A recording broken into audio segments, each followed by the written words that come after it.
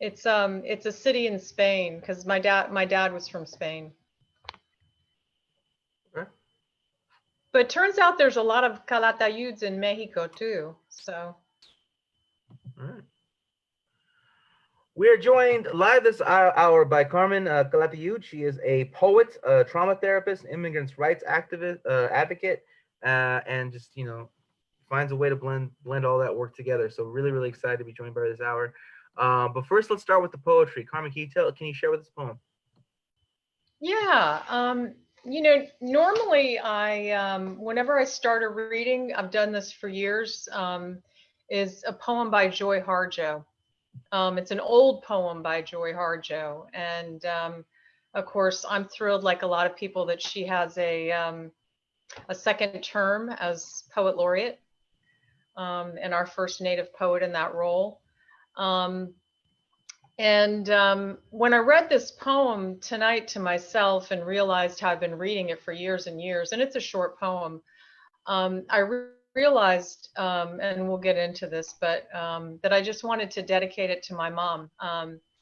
My mother is 91 and she is dying right now of COVID-19. She just made it home from the hospital.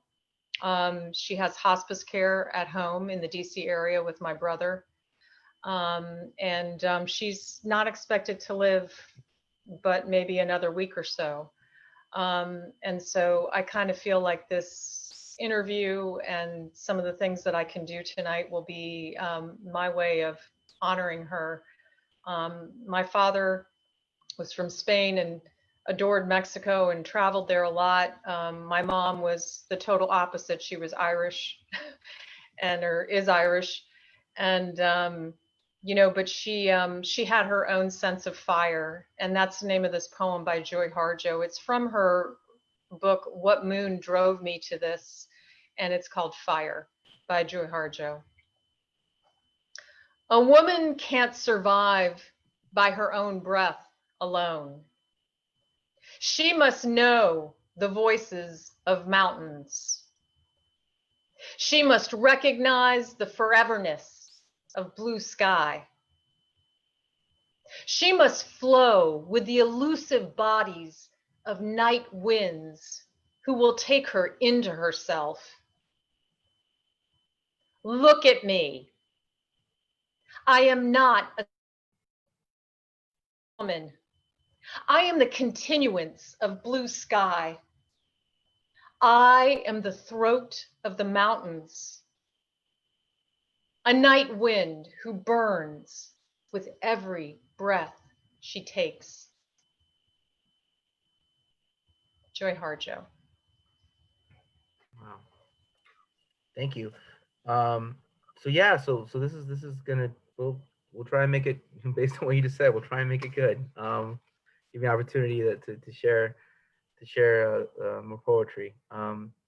So before we get started talking about your poetic journey, can you tell the audience a little bit more about Joy Harjo and why you chose to open this interview with. Yeah, I'm 58 years old, and so when I was when I was an English major back in the early 80s, there was no opportunity to read poets of color, poets from other backgrounds, ethnicities, um, barely even any women poets, to be honest. Um, and so it really seemed like my discovery of poetry, really began after I got out of school and started discovering, just by going to bookstores, Langston Hughes and Anne Sexton. And actually, my dad had introduced me to Pablo Neruda, and Garcia Lorca. But I started to discover a whole new world that I didn't know existed in poetry. And so I feel like, and it was not too long after that, a few years later, that I discovered Joy Harjo, Lorna D. Cervantes, and those were two women that I began to follow religiously and read their work. So I've been following Joy's work for a long time. I was fortunate enough in 2014 to take a workshop that was co-taught by Joy and Pam Yashuk, who I know you interviewed pretty Yep, yep, yep, wow. recently. Yeah. It was a very beautiful, intimate workshop that was taught in Pam's home in Tucson. Of course, now I feel like I'll never have that opportunity again. But it was a beautiful, beautiful opportunity. You know, she's always been a mentor from afar to me. I read everything she ever does, and her work is just, it's in my heart and my soul. So let's talk about how you began writing poetry before you found all these discoveries. You're in the wilderness. You're trying to find your way, and there's no poets to identify with. When did you first want to become a poet? Um, well, I started writing I mean, my first recollection of writing was around like ages 8 to 10. And actually at the same time, I remember my 10th birthday. And I was a huge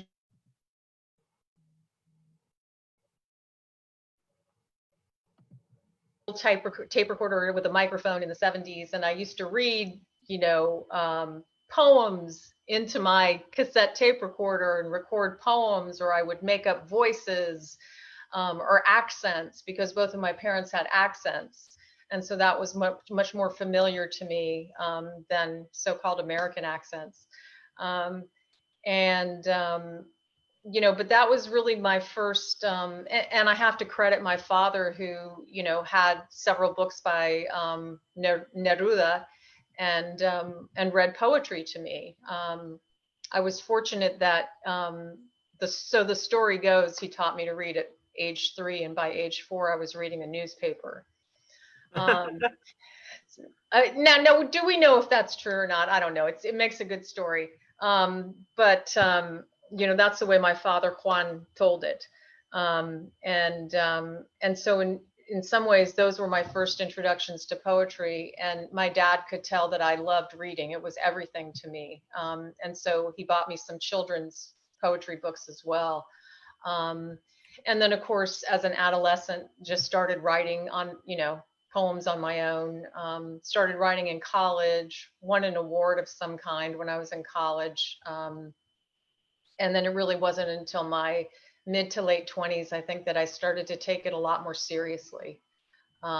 Studying poetry, working with poets who were teaching at the Writers Center in Bethesda, Maryland, which a lot of DC poets will know as, kind of a gathering place that's been there for many years. Um, but it really wasn't until then, I think, that I started to take my work seriously. I had also written a lot of lyrics with my first husband, who was a musician, and so he used a lot of my poetry as lyrics for his songs for a punk band. So this is like a kind of a all based in the DC area. This is mostly in the DC area, although I went to school in Virginia Tech, so there was a really wild new wave punk scene in Blacksburg, Virginia. Believe it or not, I it was believe it. pretty amazing. And so I did radio at the time, and he and I wrote a lot together. Um, so it was kind of this meld of music and poetry all along in those years. So a lot of what we're trying to do here is capture some oral histories about, venues, presses, places that have, been going on for decades, and places that were just here for a brief time. So could you tell us a little bit about some of those venues that you were touring around in Virginia? Oh my God. Um, you know, God, this is a topic that I was going to talk about, not the venue so much, but just the concept of writers and self-esteem. Mm. Um, you know, I did not read publicly when I was in college. I did not start reading publicly until I started going to workshops when I was around age 29. Um, you know, I think some of the places that I read, uh, The Black Cat. I think I may have done an open mic reading at DC Space. These places don't exist anymore. um, but it took me, honestly, it took me many, many years to really read publicly. I read publicly when I lived in Tucson in the 90s in a couple cafes. None of those places don't exist anymore. They exist under another name. I read at the Epic Cafe. Um, and I was connected to, that's where I met Pam Yashuk, who's an incredible mentor and teacher to me. Um, but I guess one of the things that I was thinking about that I guess this connects to is that maybe like a lot of writers or artists, just to like be gut wrenching honest, I always had a really, really tough time with self esteem and being seen. And it didn't matter who told me, it didn't matter how many people told me, your work is good, your work is this, you've got to read. I was, I did not believe that it was. Um, and it wasn't really, honestly, until I moved back to DC in my late 30s and early 40s that I became involved with the DC Poets Against the War movement, which was co-founded by Sarah Browning and Melissa Tuckey. Sarah Browning and Melissa Tuckey also, maybe you've heard of Split This Rock. Yeah. That's DC Poets Against the War. Because of them, morphed into this amazing organization committed to poetry and social justice called Split This Rock. And it was really through connecting with them and their friendship and the friendship of other DC poets that into my 40s, I really began to have some more belief in myself and read publicly. Um, The DC yeah. Poets Against the War, that was part of the larger thing, like just Poets Against the War. Exactly. That was part of Poets Against the War that was co-founded by Sam Hamill. And then many poets across the country started, their own segment of that was underneath that umbrella, and we had a very active group in DC. And of course, it was amazing because all we had to do was go down to the White House, go down to the Capitol, go down to these places that really became our venues, and make our statements, read our poetry, get to protests. So it was really, and still is. I moved away 4 years ago, and I still miss it very much. I still miss the poets and the scene there and the incredible love and support that is the poetry and art scene in DC. Do you think that there was something about the urgency of protesting war that made it easier for you to get over your stage fright or your lack of not That's a wanting? great question. Um, yes. Um, and I guess that connects in a way to me being a trauma therapist because, both of my parents were immigrants, and my father survived the Spanish Civil War as a child. My mother was Irish, but the poverty was so bad they ended up going over to England, and she landed in London about age 9 or 10, only spoke Gaelic, had to learn English. And she was one of the children that stayed in London during World War II.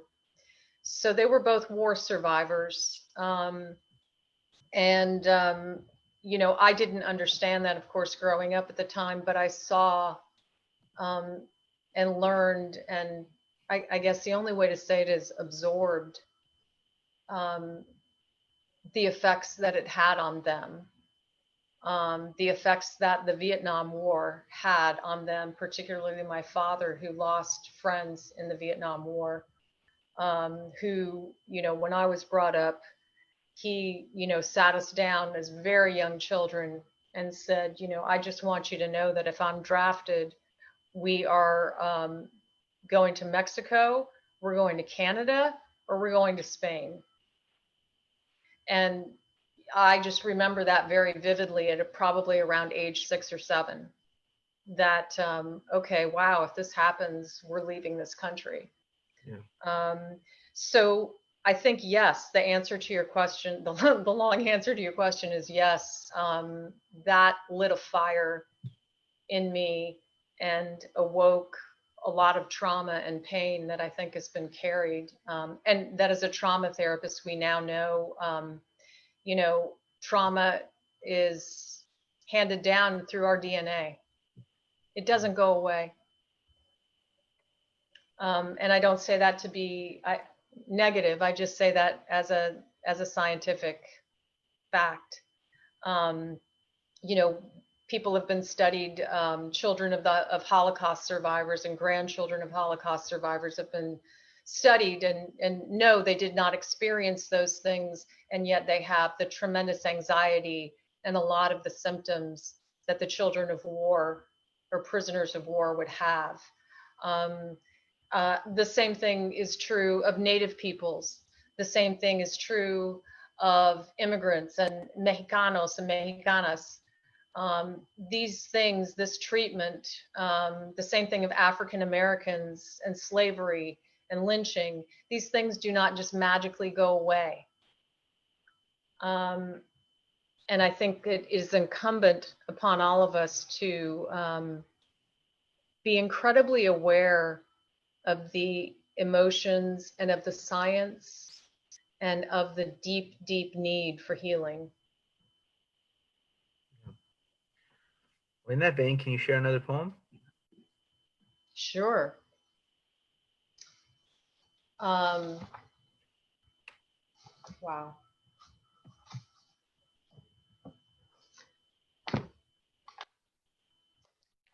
So I'm going to read a poem from my book, In the Company of Spirits. And by the way, Francisco Alarcón and my husband, Ricardo Villalobos, both helped me come up with the title of that book. I'd like to read a poem that's about the border. And it's called An Offering of Strength. Wow, I need some glasses. Should have thought of that before. For those who cross the border to survive, an offering of strength. The marrow I suck spills out of my mouth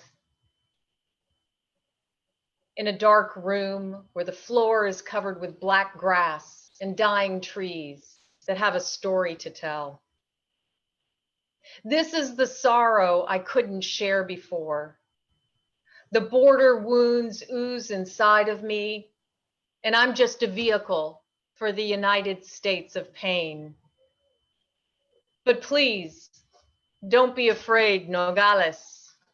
Dear Phoenix, cry a river with your tears. Ciudad Juarez, outstretch your hands. I'm with you 24/7. My heart squeezes the news cycle that never sleeps. My palms beat the drums that crash the dance. My throat holds the chants that vibrate prayers. Mariposas raise the roofs of the suffering ones who long for food and a tender bed. This transformation tastes like ether, but anesthesia fades, and the hour of breaking open appears as a white marble moon on an early November night. Ancestors arrive and say, drink to the soul in the sky. Your time is now. Your voice pure, deserving. You are one in a long line of spirits with blood that blesses us all.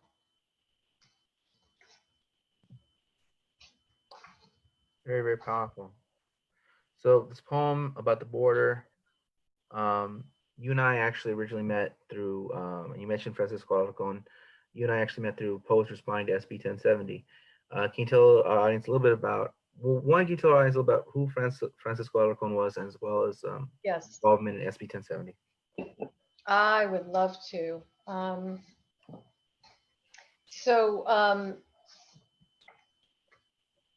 some people watching are maybe aware of the fact that back in April of 2010, the state of Arizona passed a draconian, cruel, horrendous, illegal law, also known as Papers, Please law, that required people of color to present some kind of identification or papers to prove that they were lawfully in the country. And no, they didn't use the word people of color or brown skinned or black skinned or anything like that. But everybody knew what the intent was. And Sheriff Joe Arpaio of Maricopa County up in the Phoenix area um, turned himself into a gruesome celebrity, um, torturing and corralling Latinos in particular, but any people of color he could get his hands on, to arrest them and keep them in tents outside in the desert in 110 or 115 degrees. There was a huge rising up across the country. And the Chicano poet, who was already quite well known, Francisco X Alarcón, received so many poems from people across the country and people across the world in support of the undocumented and documented immigrants, legal immigrants, citizens of this country, brown and black skinned people. He received so many poems just flooding his Facebook page that he realized he needed to do something with this and that we all needed to speak out. And so he and the wonderful poet and my friend Odilia Galvan Rodriguez basically founded this group on Facebook back in April 2010 called Poets Responding to SB 1070. And it was to be a place where they could gather poems from anybody about this topic, and that's what he did, and that's what she did. I was one of the early people. I think I was, it was first a group of 5 of us, and then it extended into more and more people that served as poet moderators, and we were flooded, absolutely flooded with submissions of poems to just post on the page. We all, under Francisco's guardianship and love, dedicated ourselves to doing that.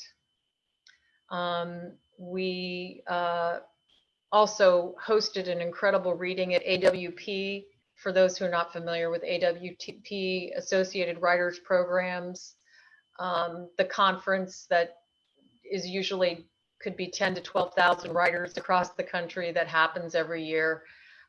In 2011, it was in Washington, D.C., and we hosted a very, very large reading. People like Martín Espada, Sonia Sanchez, many other poets were able to read, all dedicated to this particular cause.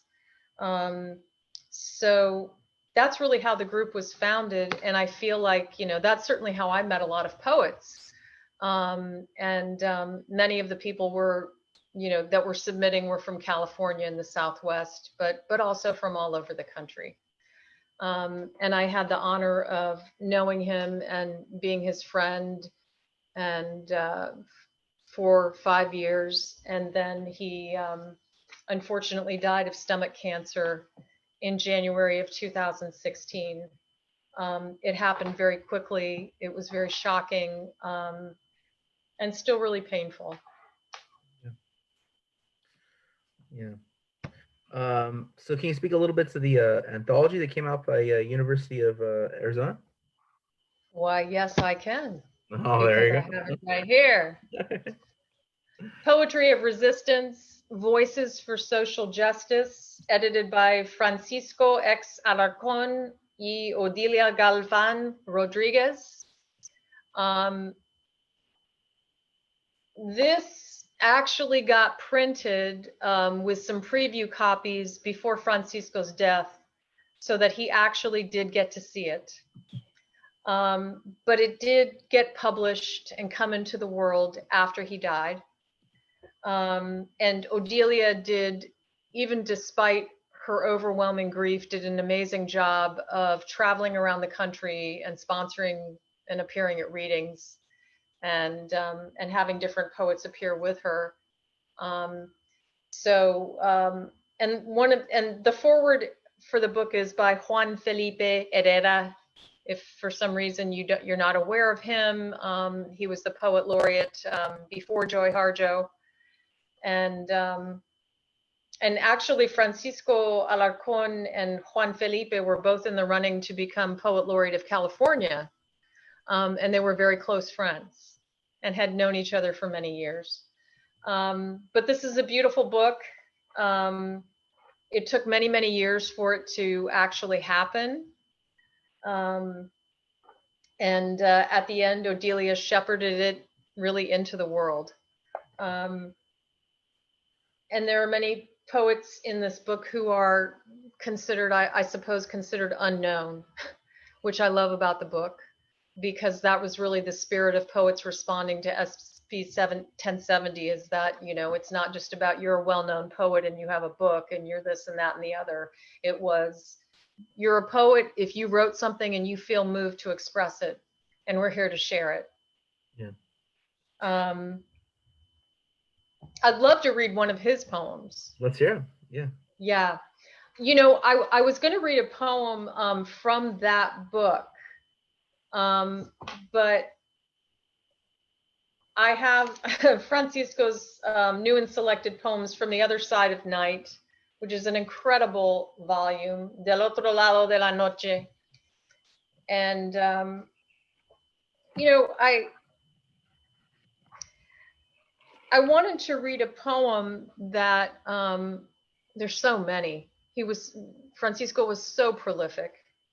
But one thing about Francisco that I really want to emphasize, even though he was well known as a Chicano poet, as a gay poet, is that he was unbelievably inclusive.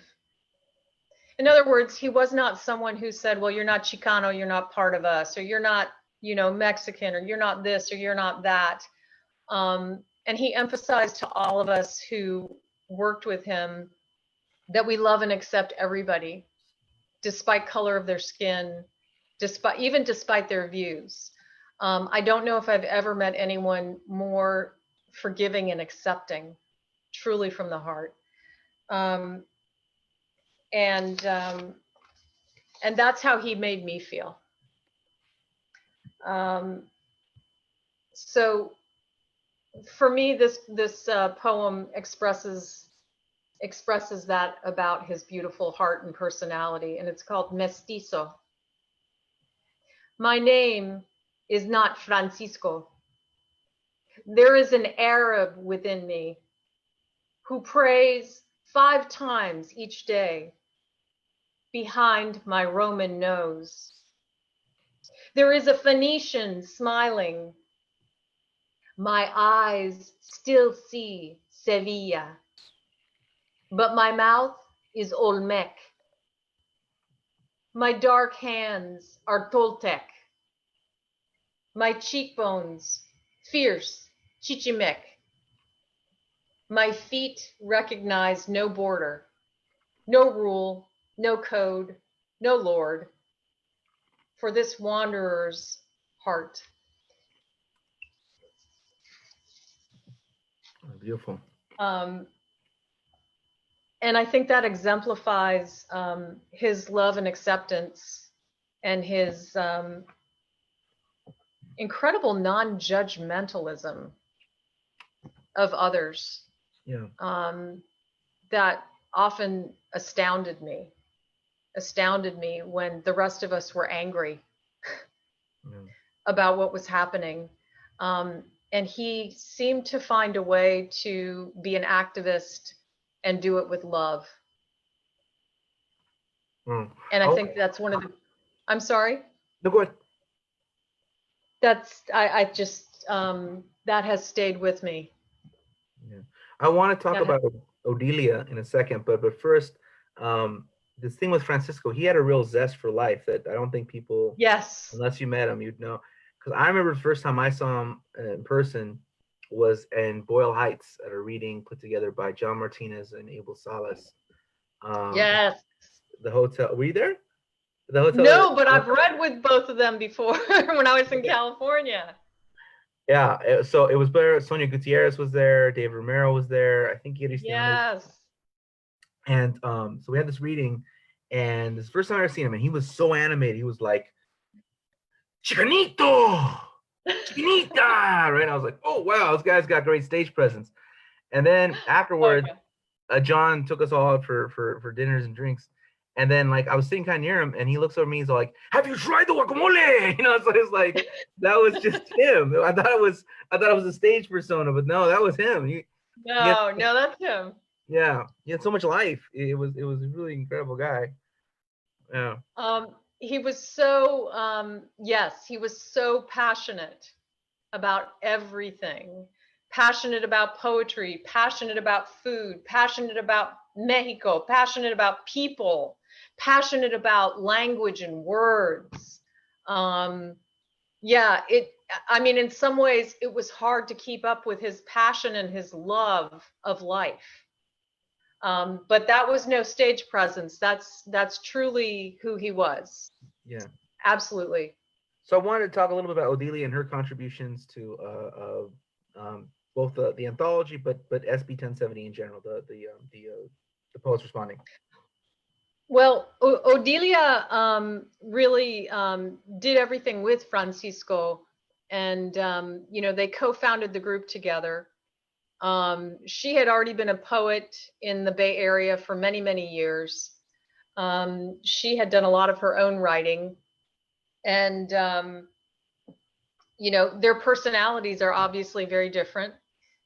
But Odelia has this, to me, this incredibly quiet strength. And then when it really needs to come out and something needs to be said, Odelia is going to tell it to you straight up. And, they were really, Francisco y Odelia were brother and sister.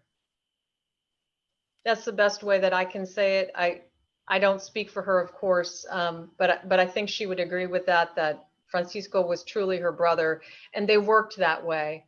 They worked so many hours together in his home, editing and having meals together and doing this incredible work on SB 1070, always honestly much more than me or any of the other moderators did. Their dedication was equal. Their devotion was equal. And, she's in her own way, she's the master of haiku. And she spent many years publishing her own work right on Facebook. She used to do that on a daily basis with a new poem. And she has kind of withdrawn a little bit. Odelia's beautiful son, who was, if I'm remembering correctly, Hawk was 30 years old. He died this past January.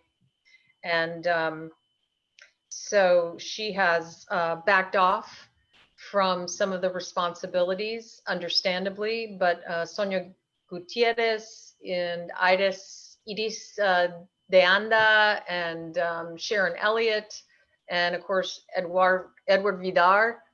Those are the moderators that I'm just thinking of off the top of my head that are still really at the helm, trying to hold things together. But she's a beautiful, beautiful poet in her own right. And she has carried forth the dreams that she and Francisco had for Poets Responding. So on to your poetry. Can you tell us a little about the publication of the In the Company of Spirits? Sure.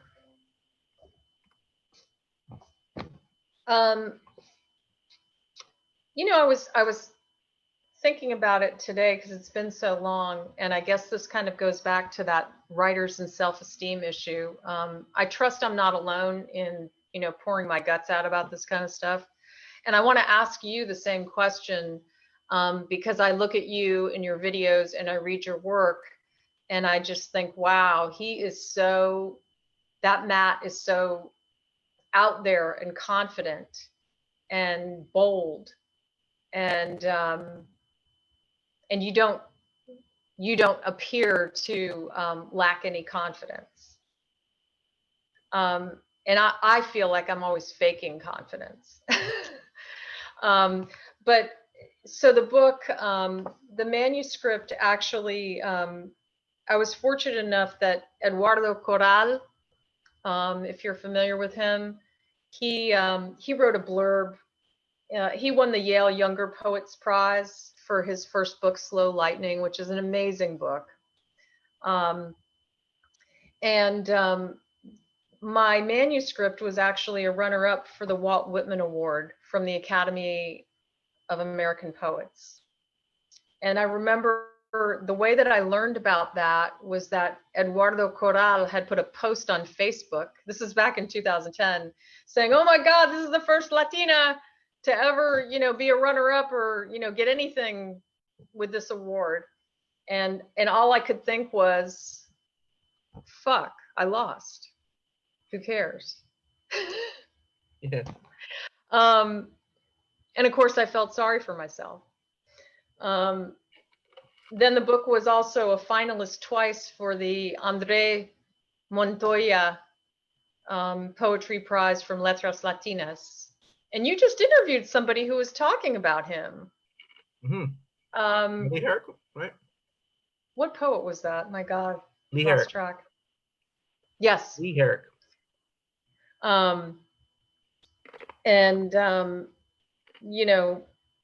Anyway, what ended up happening is that after those two things happened, Pam Yashuk was kind enough to take a look at it. She was the editor of the Silver Concho Poetry Series for Press 53, a wonderful independent literary press based in Winston-Salem, North Carolina. And she and her husband, Bill, ended up choosing the manuscript. And it did end up being published in 2012. But the journey of getting it published was like 7 and 8 years or so of submissions and rejections. And I'm going to toss this aside. I'm going to cry. I don't care. Okay, I guess I'll rewrite these poems. I guess I'll edit them again and send it out again. Yeah. You know the story. But that was really how it came to be published. And of course, now I can say I'm grateful that it wasn't published at first because it became a better book.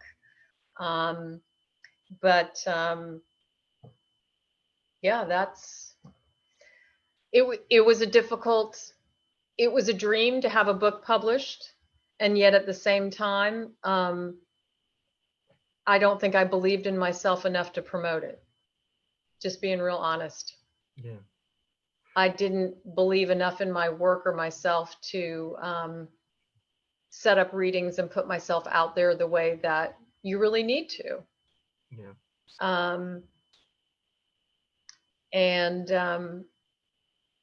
Yeah, I don't know what else to say about that, except that that's the truth. That's just kind of a haunting thing with me. Yeah. Where do you think these feelings of inadequacy, like, where do they emerge from, and how do you, because obviously if you were totally controlled by them, you wouldn't have done the things you've done. You wouldn't publish a book. You wouldn't have been a moderator of Poets Responding. You wouldn't have co-founded DC Poets Against the War. You wouldn't have been instrumental in the No, I didn't co-found DC Poets Against the War. I just was a part of it, but I didn't co-found it. That was Sarah Browning and Melissa Tuckey. Okay. I was just fortunate enough to connect with them.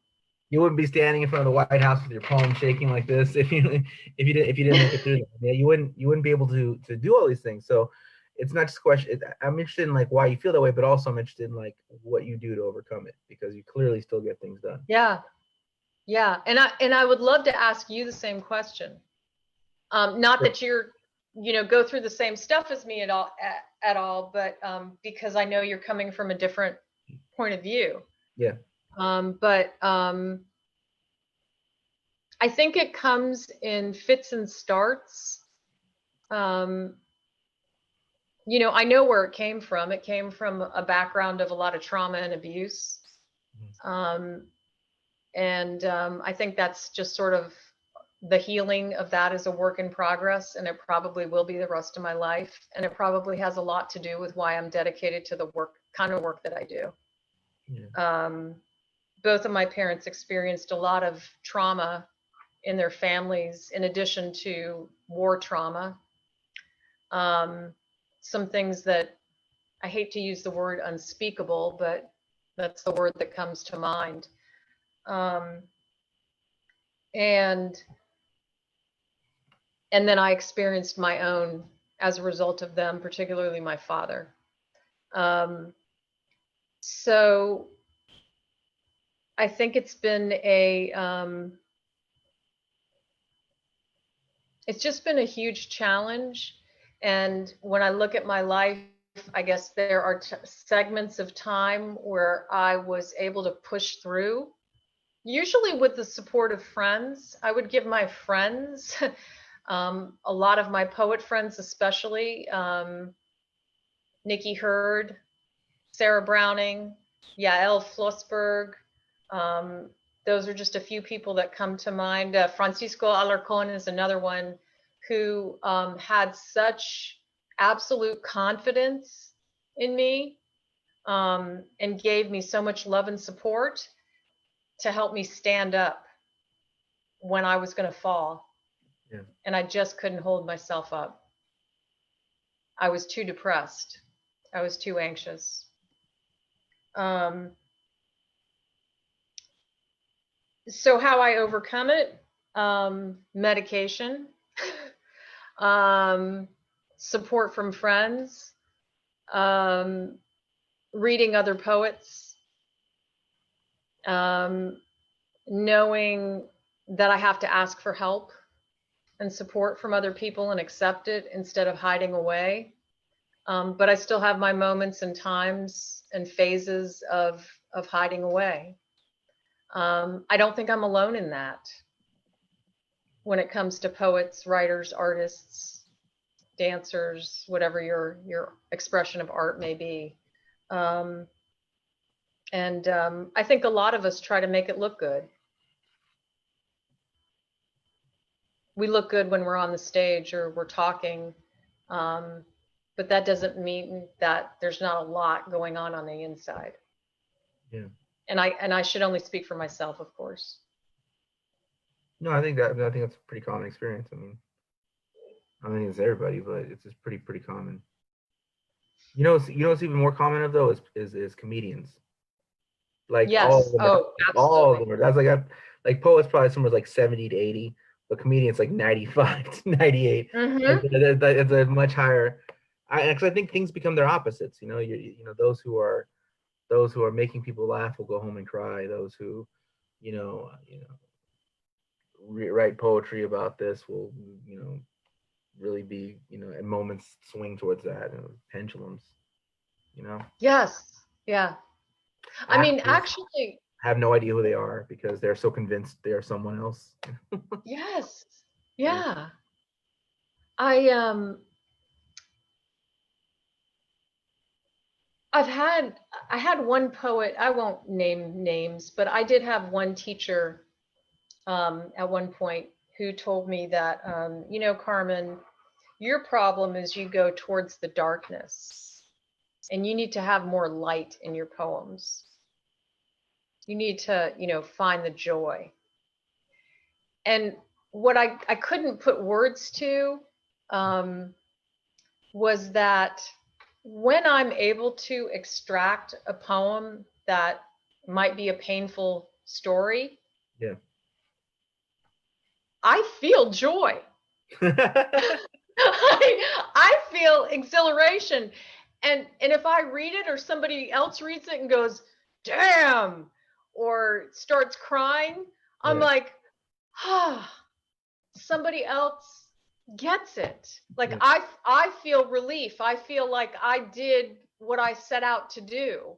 And I know some people think that's probably crazy. And maybe it is. I don't know. But I write about what I write about. I write about trauma and death and war and racism, and immigration. And I don't think I'm going to stop. So, yeah, yeah. yeah. So Matt, I would love to ask you because, anybody who knows your work or who has seen you on stage, and I know you've been on many stages across the country and you've been featured in national media all over the place. Your part of your art is your performance in addition to your writing. And so, did you ever suffer from any of this? What was it like for you? What is it like? Um, so for me, like, there's a kind of a question of like I try to like have like both a heavy level of substance, but also high, like a level of style. I try to commit to both, right? So it's not Mm-hmm. an worth it proposition for me. So like there's a lot of foreshadowing in my writing. There's a lot of structure in my writing. There's a lot of like like homage. There's a lot of references. There's a lot of different things going on. There's like you can read the text and there's many things going on. They will also perform well because there's a rhythm to it. There's a certain amount of syllables that I'm trying to like Yes. capture a rhythm, right? So I shave syllables to make sure that the rhythm's captured. I make sure I don't lose anything in the content, and then the piece is complete. So I have a heavy emphasis on how well I'm writing. Then I also have a heavy emphasis on the information I'm delivering, right? So these things combine to this thing that I know I'm writing well. I know I'll be performed well. And so knowing those things, I always kind of like whenever I like teach or do workshops, I try to like always teach the students. This is more serious level. I mean, when people are just like kind of when people are just like want to get out what's inside of them, then it's like okay, I'll just like everyone has a voice, the personal is political, etc. But when it's like you're really serious, like you really want to do something, okay, like okay, well then that's different. So then that in those cases, all that still rings true. But I'm gonna tell you something else.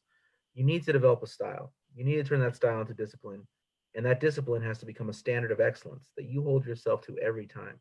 And if you can do that, then there's no one on earth that can discredit you.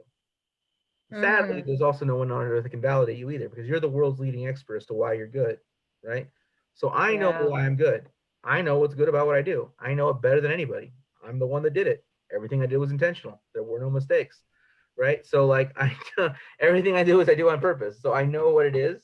And so someone says, "Well, I don't like that." I'm like, "Well, I don't know. Yeah. I don't tell you." I mean, like I was trying to sell this guy a book, and art is very subjective. It's very subjective. But like one of the blurbs I have says Matt Cedillo is the best political poet in America, right? So this guy comes up to me and he's like telling me all these things, like like, hey man, you're great. You got this all this history. You weave it in so compact. It's like so short, and but there's so much there. And he's just basically just telling me what I did, right? I'm like, yeah, well, cool, man. Thanks, appreciate it. And that was a really nice compliment because it wasn't even like glowing praise. It was just like specifically, I noticed what you did and how you did it. And that to me is the best compliment. I'm like, oh, wow, Yeah. because it tells me you're paying attention. Like, wow, all right, cool, man. Well, check it out. Here's my book. Here's on the backside. It says, here, look, check this out. It says, I'm the best political poet in America. And after all that kind of whatever we were talking, he's like, well, I don't know about the best. And I looked at him like, you don't know shit. And that was the end of the conversation. So that's how I feel. I mean, like I just kind of feel like best is subjective, but like that's how I feel. I know why I'm good. I know what's good about what I do. No one on earth can question it because they don't know. They don't know as well as I know. I mean, I know what I do. I know what I do well. I watch other people. I see what they do well. And I'm like, holy shit. Can I incorporate that or can I not? Because sometimes the person I work with most is this guy named Tom Luisa Martin when I get a chance. And the person I like to work with the most. And we do is completely different. It's like a dream, right? But I know that I can't be like him because if I be like him, I can't be like me. I can't do both things. I Yeah. can't both be like this roller coaster that takes you on this like emotional journey and this journey of tone, and also do what he does, with this totally like unpredictable. You don't know what's gonna happen next. It could go this way, it could go that way, and that's part of the journey is unpredictability. No, my shit's predictable. It's gonna start off this way, in the middle it's gonna get sad, and then it's gonna be angry, right? It's kind of like Anthony Quinn. You know what he's gonna do. You know his arm's gonna flare. You know it's gonna be passionate, but you don't care. You love it, right? So that's me. You know, like you know what I'm gonna do. You know I'm gonna be yelling at the end, but you don't care. You love it. Like, if I start doing something else, you're like, what the fuck, right? So like that's so that is why I don't get nervous. I don't get whatever. I would get nervous like doing karaoke. I would get nervous like doing like doing like a dance off or something like that, like like dance. Those things make me nervous because I have no preparation for that. So it's kind of like by taking it outside of the realm of my personhood and putting it in the realm of my craft. Yeah. That I'm okay. Because I think what I used to struggle with was what you're talking about. Because I used to get very, very arrogant and just be like, oh man, fucking Cedillo, and like 10 years. You used to say that again. You used to get what? Really arrogant, like extremely arrogant. And there's a difference between, and people might still think I'm arrogant, but I don't think so. I think that like I'm confident in my abilities, and that's it. But yeah, I was arrogant because I believed things about me that were simply unfounded and there's just no evidence for that. And I'm like, oh, I'm the best. I'm not. And then and then I would feel like an hour later, I'm a worm in dirt. I'm a complete imposter. One day I'm gonna be exposed. And like so, but it was swing like that. And it was because it was all based on myself. It wasn't based on the skills and abilities I was developing, had or didn't have, right? And so I would think that way. And when you think that way, I feel like it's like imagine there's a cup, and the cup is 10 ounces. And when you're arrogant, you have 12 ounces of water. You think you can get all the 12 ounces into that 10-ounce cup. You can't. When you're insecure, you don't know. You're not sure if you can get this 8 ounces of water into a 10-ounce cup. Obviously, you can. But either way, you can't figure that out because you can't even see the cups. You can only see yourself, right? So like I think that's what we struggle with. And the way to get away from that is to like not make it about you. Like make your self-image irrelevant to the question of delivering the thing. It's not a question of feeling better about yourself. You should feel better about yourself for a whole host of other reasons.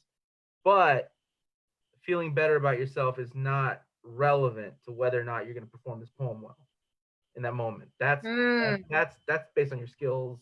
That's based upon the things you develop. So your self-image is very important, but it's important for a different reason than getting over stage fright or getting over submitting or whatever. I don't know if this is it, but I think what I hear you saying is that you get very focused on your higher purpose. It's not just about you. It's bigger than you. Yeah. The words and what you write and what you give on stage and what you deliver is not just about you, Matt, the poet, the performer. It's about a higher purpose and about the importance of what it is that you want to communicate. Yeah. I don't know if I'm getting that right, but that's right. I'm feeling. It would be a lot more difficult if I was writing about myself. That's why when you told me you were struggling with a lack of confidence, you didn't want to share any of your work in your early years, but then like all of a sudden you're in DC and you're protesting the war, and this is when you start doing it. That's pretty clear to me what's going on there. Like you find something bigger than yourself, and it's much easier to participate. It's much easier to do it because it's bigger than you. So which is what you should be doing anyways. Which is what everybody should be doing. Everybody should be participating in things bigger than themselves. I mean, like Jesus, like what else we can do with our lives, So I know. I should have hired you to be my therapist a long time ago. So we actually have some questions from the audience. One oh my God. from Rena, she asks, is it correct that trauma can alter your brain? Absolutely. So trauma damages the nervous system in the brain. It does alter it. There's evidence that it also shrinks a part of the brain called the hippocampus. That's to do with emotions and memory. So yeah, it is life-changing. That does not mean that you can't get better. That does not mean that you can't heal. But yes, the answer is yes. Yeah. Next question says, if trauma affects the DNA, and this comes from David Nugent, if trauma affects the brain, if trauma affects DNA and is passed down, how can it be repaired? Woo! There's different theories and takes on that.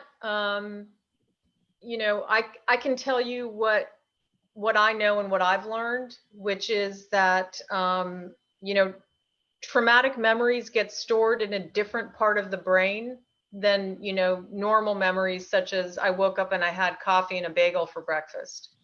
Trauma gets stored in a nonverbal part of the brain. And so that's why nonverbal modalities seem to work so much better, such as movement, dance, art, poetry, therapy. What we use the word somatic, using the body, noticing the sensations, learning how to regulate emotions by paying attention to the body. All of these modalities need to be combined with talk therapy to really help heal trauma and to really help address the damage that happens in the nervous system, because clearly the nervous system runs all through the body. So this idea that it's all about the brain, it's all about your thoughts, and we can fix it all up here is plain wrong. And anybody who wants to, you know, I welcome you to research that if you ask that question, or if you want to learn more about it. Yeah. Well, this has been a really, you know, fantastic hour we've got a chance to spend together. Can you share another poem with us? I would love to. I want to mention Gris Munoz, who has a new book, and I want to show her book. Cuatlique, Girl. I hope I said that right. I may not have said that right, but I hope I did. So this poem is called Pandemic Mercy. I actually wrote it a couple of weeks ago, and the impetus to writing the poem was that my cousin Maria, who lives in London, her husband was diagnosed with coronavirus and literally couldn't breathe. And he's in his 50s. He ended up in the ICU and on a respirator. And of course, we didn't know if he was going to survive. And he was well taken care of. And he did survive, and he made it out of the hospital. And he's still recovering, but he's doing well. And what really got me was not just the joy of knowing that he was recovering, but the pain of knowing that people in this country have been turned away for not having insurance and have died from COVID-19. So that was the inspiration for this poem, as well as Gris's poem in her new book. Again, this is her new book, published by Flower Song Press. Please get it. It's wonderful. It's a mixture of poems and nonfiction and fiction. It's beautiful. And also, but I used collaboration with drawing, the painting artist. a collaboration with who?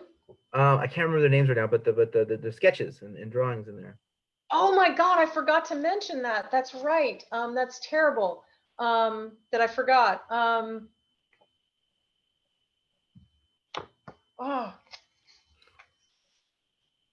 Los Dos.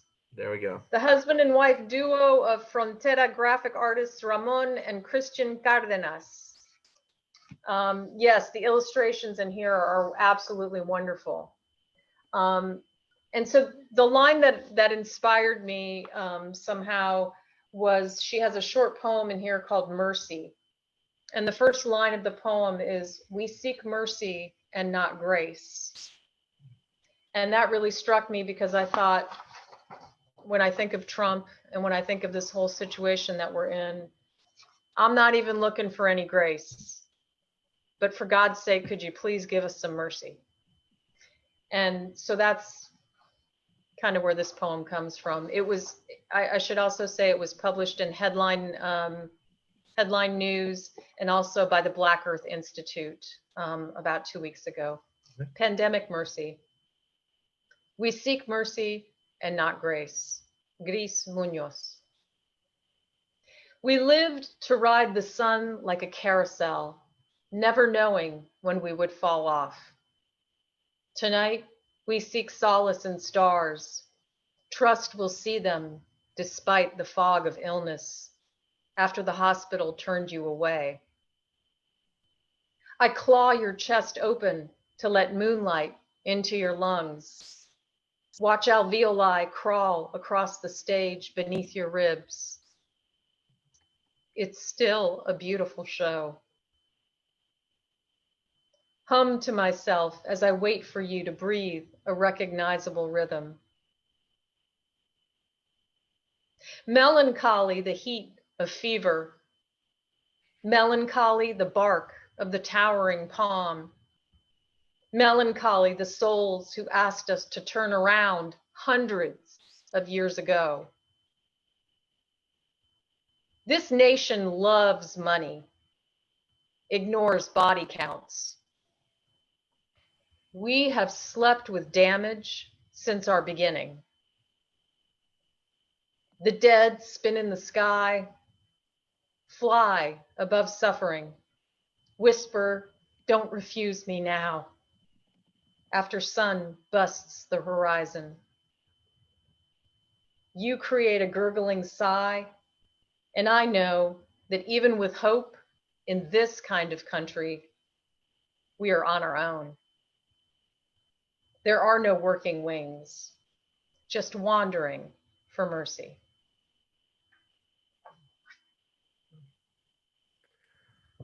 Well, I really appreciate this hour that you spent with us, Carmen. Can you, what is some advice that you have to people who just want to get started in writing or and want to really, people who, let's say people who've been writing for a minute and they want to share their voice, but they like you at one point in time feel as though they can't. What advice do you have for them? Well, it's easy to say just write, but I also know what it's like to feel frozen. So for me, and I think I've seen with other people, um, if that's something that you struggle with, find a workshop, find a group, find compañeros y compañeras, find friends that are poets, whether it's a workshop or a group of some kind, a writing group. You don't have to do this alone. Even sitting silently with other people and spending time writing, literally on Zoom, because that's where we are these days, can create a whole different kind of energy than you feeling like you're all alone and by yourself. Writing is a solitary act, and yet we really can come together in a lot of different ways, even while we're writing, in the midst of writing, and support one another and spend time together. And I think for me, that's something that saved me a lot. That's beautiful advice. Well, I thank you, Carmen, for your time, and I thank you for everyone who's been watching for joining us. Thank you so much, Matt. You're amazing. Thank you. Abrazos. Abrazos.